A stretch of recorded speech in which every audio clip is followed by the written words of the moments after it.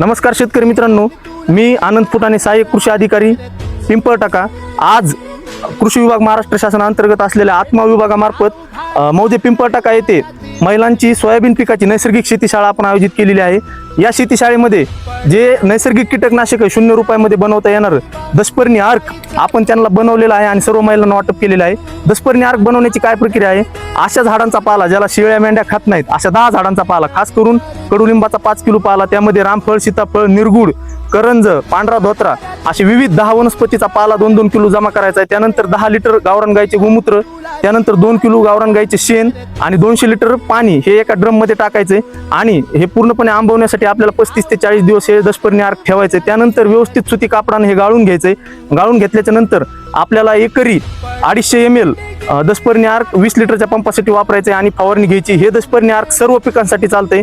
अतिशय कमी खर्चामध्ये आणि एकदम प्रभावी कीटकनाशक आपल्याला घरगुती बनवता येते। आजच्या शेतीशाळेमध्ये आम्ही संपूर्ण महिलांना हे दशपर्णी अर्क दिलेला आहे।